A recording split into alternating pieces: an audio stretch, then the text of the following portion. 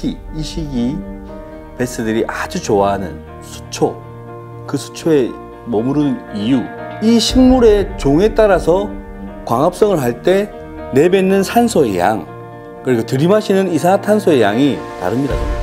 마름 굴락은 하나의 소생태계예요. 먹이 사슬이 형성이 된 소생태이기 때문에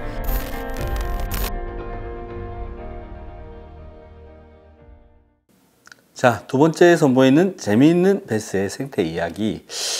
제가 첫 번째 그 베스 생태에 대해서 산란에 대해서 이제 제가 설명을 드렸는데 시간적인 게 이렇게 지나면서 이제 산란이 끝나게 되면 베스는 과연 어떻게 움직이는가에 대해서 설명을 드리려고 나왔습니다.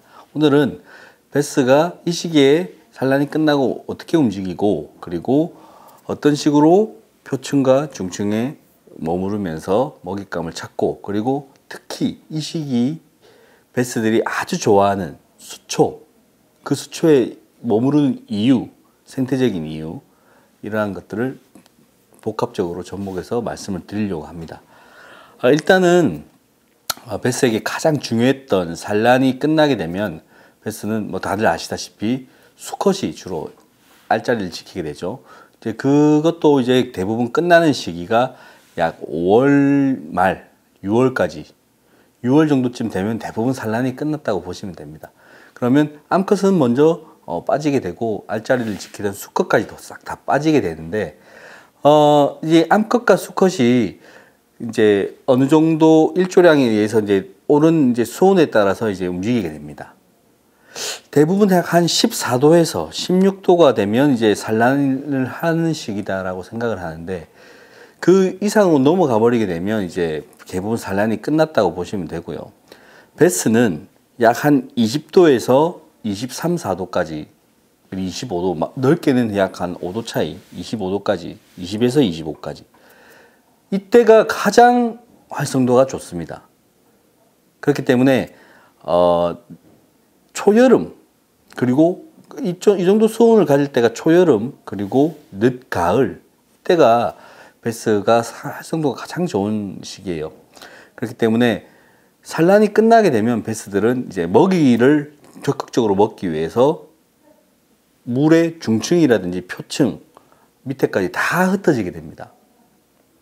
뭐 먹잇감이 어딜 가도 다 있기 마련이기 때문에 어느 쪽으로도 다 흩어지지만 특히 이제 강계 같은 경우에는 주로 아주 쉽게 먹잇감을 얻을 수 있는 수류가 내려오는 지역, 그리고 얕은 쇼어라인에 머물게 되고, 댐 같은 경우에는 안정적인, 수온이 약간 안정적이면서 휴식을 취할 수 있는 깊은 곳이라든지 커버로 주로 빠지는 경우가 있습니다. 우리가 큰 나무들이 물속에 많이 잠겨 있는 그런 곳에 초봄에는 생각보다 잘 안 되는 경우가 있어요. 초봄에는 산란을 의식해서 고기들이 그런 곳에 들어가지 않지만 산란이 끝나게 되면 대거 그런 곳으로 휴식과 은신을 하기 위해서 들어가게 된다는 거죠. 그렇기 때문에 지금 6월 그리고 7월쯤 되면 베스는 적극적으로 지금 오른 수온에 활성도가 올라오면서 적극적으로 먹이를 많이 찾기 시작해요. 이때 가장 잘 먹히는 게 바로 표층을 공략하는 프로그라든지 탑워터라든지 버징, 뭐 이런 것들이 버징웜이라든지 섀도우웜 이런 것들이 먹히게 되는데 이런 것을 아무 곳에서나 던진다고 해서 베스가 물진 않아요. 물론 뭐 확률적으로 다 비슷비슷하겠지만 확률적으로 조금이나마 베스가 더 잘 모이는 곳이 있습니다. 그게 바로 수초예요. 오른 수온에 의해서 베스만 활성도가 높아지는 게 아니고 수초도 자라나기 시작합니다. 수초 같은 경우에는 우리가 일반적으로 얘기하기를 이제 물속에서 자라는 물속 주변에 있는 거를 다 우리는 수초라고 하는데 정확하게 얘기하면 수초라고 하는 단어는 조금 잘못된 것이고요. 수생식물이라고 하는 하이드로파이트라고 하는 그러한 수생식물이 정확한 용어입니다. 왜냐하면 수초라고 해버리면 물가에 있는 육상식물도 그냥 다 수초로 퉁쳐버리는 그런 경우가 많기 때문에 정확하게 물속에서 사는 거는 수생식물이라고 합니다. 이 수생식물은 네 가지로 나눌 수가 있는데요. 정수식물, 뿌리만 물속에 있고 물 밖으로 대부분이 다 나와 있는 갈대, 부들 이런 걸 정수식물이라고 하고, 그 다음에 부엽식물, 말 그대로 부엽, 잎만 떠 있는 그러한 식물이에요. 뿌리는 물속에 있고요. 마름, 연꽃 이런 것들이 또 부엽식물에 속하죠. 그리고 부유식물이 있습니다. 부유식물은 부유, 말 그대로 몸 전체가 다 떠 있는 거예요. 떠서 다니는 생물들, 생이가래, 개구리밥, 자라풀 같은 그런 것들이 전부 다 이제 부유식물이고, 침수식물, 말 그대로 몸체가 물속에 다 잠겨 있는 검정말, 붕어마름 같은 것들이 이제 거기 속하게 되는데, 지금 6월달 이 시기에 베스가 아주 좋아하는 그 포지션이 이 부엽식물, 즉 뿌리는 물속에 있고 잎만 물 위에 이렇게 탁 떠 있는 부엽식물이 그 베스가 주로 은신하는 곳이 됩니다. 왜냐하면 6월달쯤 되면 햇빛도 상당히 강하고 물 밑에는, 그 부엽식물 밑에는 어느 정도 그늘이 형성이 되거든요. 그렇기 때문에 생각을 해보세요. 프로그라든지 버징이라든지 던지면 나는 대부분 어디로 던지나? 대부분 물에 떠 있는 마름이라든지 연꽃, 노랑어리 연꽃 그쪽으로 던지실 거예요. 왜냐하면 이 시즌에 고기가 그쪽으로 많이 이동하기 때문입니다. 그 중에서도 부엽식물 중에서도 특히 베스가 많이 은신하는 곳이 있는데 바로 마름군락이에요. 아니, 우리 동네는 노란색 꽃 피는 그 밑에 많이 있던데, 만약에 그곳에 마름군락이 있었더라면 베스는 이 노란 꽃이 피는 노랑어리연꽃 군락보다는 마름에 많이 갔을 거예요. 왜 그러냐? 마름을 이렇게 버징을 하다가 많이 느끼셨을 거예요. 오다가 이제 고기를 걸었거나 아니면 놓쳐서 이제 마름만 끌고 올 때가 한 번씩 있습니다. 끌고 와가지고 다시 채비를 딱 꺼내고 다시 낚시를 하는데, 그때 그러지 마시고 끌려온 마름을 한번 쭉 보세요. 그러면 베스가 많이 붙는 이유가 거기에 딱 있습니다. 마름 줄기를 하나 뜯어서 이렇게 보시면 물 밑에 엄청 세밀한 털들이 많이 있어요. 이 털들에 유기물이 붙습니다. 물속에서 돌아다니는 유기물들이 거기에 붙여 흡착이 되죠. 그럼 그걸 먹기 위해서 물벼룩 이런 것들이 들어오게 되고, 거기 밑에 막 있습니다. 그러면 그걸 먹으려고 조그만 베이트피쉬들이 들어오죠. 베이트피쉬들이 그걸 먹게 되면 베스가 그걸 따라 들어오는 겁니다. 그걸 먹기 위해서. 마름군락은 하나의 소생태계예요. 먹이 사슬이 형성이 된 소생태이기 때문에 베스는 먹잇감도 취할 수 있고, 또 그늘이 지니까 숨을 수도 있고, 그리고 그늘이 지니까 따가운 햇살보다는 수온이 어느 정도 그때는 안정적인, 그렇기 때문에 베스 같은 경우에는 먹잇감, 은신을 모두 다 한 군데서 다 할 수 있기 때문에 마름군락을 선호해요. 노랑오리연꽃 같은 경우에는 한번 뜯어서 보세요. 털들이 없어요. 매끈합니다. 그렇기 때문에 확률적으로 봤을 때 이 노랑오리연꽃, 연꽃군락이랑 마름군락을 봤을 때, 확률적으로 봤을 때 이 베스가 이 마름군락이 훨씬 더 잘 붙습니다. 여러분들 생각을 한번 해보세요. 버징할 때 대부분 어디서 잡았나 내가? 마름군락에서 잡으셨을 거예요. 그렇기 때문에 베스가 이 시기에는 주로 마름군락이 있는 털이 많은 그러한 곳에 유기물이 많이 붙어있는, 베이트피쉬가 있는, 먹이사슬이 형성되어 있는 그런 곳에 주로 숨어 있다라고 생각을 하시면 되겠습니다. 그리고 두 번째는 이제 침수식물 같은 경우인데요. 침수식물 같은 경우에는 물속에 다 잠겨 있습니다. 붕어마름, 검정말 다 물속에 잠겨 있죠. 우리 낚시하다가 프리리그 쓰다가 보면, 끌고 오다 보면 수초가 하나씩 끌려오죠. 대부분 붕어마름이나 검정말, 말즘 이런 것들일 겁니다. 이런 것들이 있는데, 이것들은 이제 식물이잖아요. 식물은 광합성을 하잖아요. 광합성을 하기 때문에 빛이 들어오는 또 그 라인까지만 딱 자랍니다. 그러니까 이 빛이 대부분 4m까지 밖에 안 들어와요. 그 밑으로 내려가면 빛이 안 들어옵니다.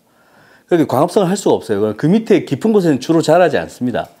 근데 이 광합성을 하면서 이게 무럭무럭 자라나가고 있는데, 이 빛에 따라 가지고 광합성을 할 때 광합성을 하게 되면 우리가 학교 다닐 때 배운 게 뭔가요?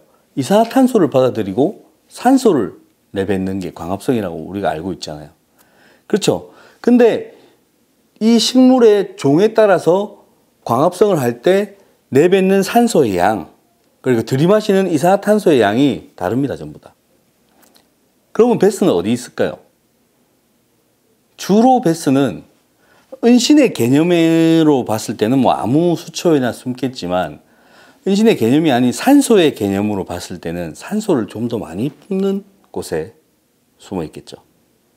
왜냐하면 자기도 더 쾌적하고 안전한 곳을 원하니까요. 그렇기 때문에 강계 같은 데 가시면 물이 흐르는 강계, 댐 말고, 댐은 원래 댐은 우리나라에 있는 다목적 댐은 그게 없어요. 수생식물이 자라지가 않습니다. 이 저질이라고 하죠. 어우, 너 저질이야. 그 저질 말고 바닥에 있는 기질을 얘기할 때 뭐 사질, 리사질 뭐 이렇게 얘기합니다. 뭐 모래하고 진흙이 섞인 뭐 그런 정도 수생식물이 자랄 수 있는 기질이 형성이 돼야 이 수생식물이 설 수가 있는데, 다목적 댐은 물 빠짐이 너무 흔해서 마사밖에 없어요. 이게 유기물이 좀 쌓여서 땅이 되려고 하면 물이 팍 빠지는 거야. 그래서 강계 같은 데 댐 말고 강계 같은 데 가시면 주로 이 침수식물이 많은데, 특히 그 중에서 강계에서 볼 수 있는 게, 우리나라에서 볼 수 있는 게 나사말이라고 있습니다. 길게 이렇게 늘어져 가지고 꽃대가 이렇게 돼지꼬리 모양처럼 꼬여 있는 게 있어요. 이 나사말이 그 광합성을 할 때 들이마시는 이산화탄소 그리고 산소, 내뱉는 산소보다, 산소를 다른 식물보다 좀 적게 내뱉어요. 그렇기 때문에 결과적으로 봤을 때는, 은신의 개념에 있을 때는 나사말도 베스가 뭐 숨어 있을 수도 있겠지만, 통상적으로 다른 검정말이나 붕어마름을 봤을 때는 이 나사말은 베스가 그렇게 선호하는 지역은 안 된다라고 말씀을 드릴 수가 있겠습니다. 확률적인 거예요. 이 확률이 크진 않습니다. 0. 몇 %인데, 그 정도 확률을 더 높여서 고기를 잡으려면 고기가 더 좋아하는 수초로 옮겨서 낚시를 하시면 되겠죠. 다시 앞으로 돌아가서 제가 이제 부엽식물을 아까 얘기했습니다. 주로 마름과 연꽃을 얘기했죠. 그러면 마름과 이 연꽃이 어디서 주로 자랍니까? 뭐 우리 동네는 저기 저수지도 가고 있고 다 있어요. 뭐 강계에도 있고 있는데 모르시는 분들도 많을 거예요. 마름 같은 경우에는 이파리가 마름모 모양으로 생겼습니다. 누가 봐도 마름이에요. 이게 자료화면 여기인가요? 아무튼 사진으로 자료화면이 나갈 텐데, 마름모 모양으로 생겨서 이렇게 공기 주머니가 있는데, 이 마름은 약 한 2m에서 3m, 3m가 넘어가면 한계 수심이에요. 즉 수심이 3m가 넘어가면 뿌리가 3m까지 자라지는 않습니다. 그렇기 때문에 마름이 자라는 곳은 대충 봐서 2m에서 1에서 3m 사이 수심이다. 내가 저수지를 갔는데 저수지 양 사이드로는 다 마름이 있는데 중앙에 구멍이 뻥 뚫려서 아무것도 없어요. 그러면 뭐다? 거기는 3m가 넘는다. 즉 바닥이 이런 식으로 돼 있다. 요 밑에는 없고 요 주변에 마름이 다 자라서 여기는 구멍이 뚫려 있는 것처럼 돼 있습니다. 한계 수심이 약 3m, 4m는 안 넘어요. 그렇기 때문에 마름을 찾고 싶다. 박기현 프로가 마름에 고기 많다고 했는데 마름 찾고 싶어 하면 잎이 마름모 모양으로 된 쭉 펼쳐져 있는 그러한 곳을 찾으시고, 구멍이 있는 곳은 마름이 없는 곳이니 그곳은 던지지 말고 주로 마름모 모양으로 펼쳐진 장판 같은 곳을 공략해서 던지시면 될 거예요. 그러면 주로 이제 그런 곳을 프로그나 버징으로 하잖아요. 여기서 생태 이야기. 베스가 그 버징을 지나갈 때 그럼 뭐로 생각하고 공격을 할까요? 대부분 인터넷, 블로그, 유튜브, 이거 안 먹으면 뭐 고기가 무슨 활성도가 떨어져서 뭐 이런 식으로 얘기하는 근데 그 개념을 벗어나서 베스가 입으로 퍽 하고 치는 이 모든 행동을 먹이로 생각하시면 안 됩니다. 먹잇감으로 생각하시면, 먹잇감을 생각하고 문다라고 생각하는 그 개념을 벗어나세요. 이거는 버징 개념에서 벗어나서 어떤 루어를 쓰더라도 그 개념을 벗어나서 낚시를 하시면 더 좋은 효과가 나옵니다. 왜냐하면 베스가 상당히 호기심이 많은 동물이라고 알려져 있습니다. 그러면 그 호기심을 어떻게 표출할까요? 우리는 호기심이 있으면 뭐 어떻게 합니까? 애기가 호기심이 있으면 손으로 만져보죠. 발로 건드려보고, 손으로 만져보고, 입으로 깨물어보고. 베스는 손이 있나요? 손 없어요. 발이 있나요? 발 없어요. 그러면 호기심은 많은데 뭐로 표출할까요? 입으로 건드립니다. 즉 베스는 먹으려고 입으로 때리는 게 아니라 심심해서, 궁금해서, 이상해서 입으로 그냥 툭툭툭 건드려 보는 거예요. 버징이 이렇게 지나가게 되면 이 빠르게 지나가거나 이렇게 하면 호기심이 생긴다 이겁니다. 그러면 이거를 저기 뭐지 하면서 이렇게 툭 건드려 보는 거예요. 우리 같으면 이게 뭐야 이게 건드리면 그 행위가 퍽치는 거예요. 배가 고파서 먹는 게 아니고 먹잇감으로 생각하는 게 아닙니다. 그렇기 때문에 버징을 하거나 프로깅을 하거나 탑워터를 칠 때도 어떠한 베스가 더 호기심을 가질 수 있게끔 그렇게 공략을 하는 게 좋아요. 자, 어류는 손이 없다. 손 대신 입을 쓴다. 이 개념만 좀 가지고 가시길 부탁드립니다. 그러면 낚시의 스펙트럼이 훨씬 넓어질 거예요. 오로지 베스가 지금 저활성도에 들어가서 배가 불러서 안 먹는다 이렇게 생각하지 마시고 호기심을 가지니까 좀 더 짜증을 나게 해봐야 되겠다. 사람이 이렇게 서 있으면 앞에서 파리가 날아다니면 에잇 치면서 막 쫓아내는 것처럼 베스도 짜증을 내게 유발을 하고 감정을 유발시키게 되면 그걸 감정 표출을 입으로 한다는 거죠. 그래서 그런 식으로 그런 식으로 좀 개념을 바꾸시면 좋을 것 같아요. 그래서 제가 앞에서 말씀드린 걸 쭉 정리를 하다 보면 지금 이 시기에 베스들은 산란이 끝나고 체력 회복 그리고 먹잇감의 탐식에 대한 욕구가 높아지면서 얕은 곳으로 먹잇감이 맞는 곳으로 이동을 하는데 특히나 수초 그 중에서도 부엽식물 이파리가 떠 있는 곳에 많이 이동을 하게 되고 그 중에서도 거의 제일 높은 확률로 베스들은 수많은 수초 군락 중에서도 마름 군락을 선택한다. 왜?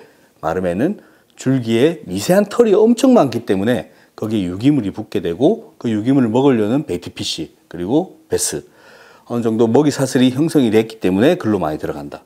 그런데 거기 들어간 베스들은 공략을 할 때 왜 위에 있는 루어를 공략한다? 호기심 때문에 입으로 공략한다. 손이 아닌 손 대신 모든 것을 다 할 수 있는 입으로 공략을 한다. 이렇게 생각을 하시면 되겠습니다. 약간 수생태계 얘기와 그 베스의 어떠한 베스에 있어서 입이 가지는 손처럼 할 수 있는 그런 거에 대해서 제가 말씀을 드렸는데, 이 시기가 지나면 또 다른 어떠한 또 수초라든지 이런 것들이 또 펼쳐지니까 거기에 대해서는 제가 또 나중에 더 재밌는 얘기를 해드리기 위해서 남겨두기로 하고 오늘은 이 정도까지만 해서 한번 필드에 나가셔서 제 말이 맞는지 아닌지 한번 확인해 보시면 고맙겠습니다. 자, 재밌는 생태 이야기 두 번째 이야기 이걸로 마치겠습니다.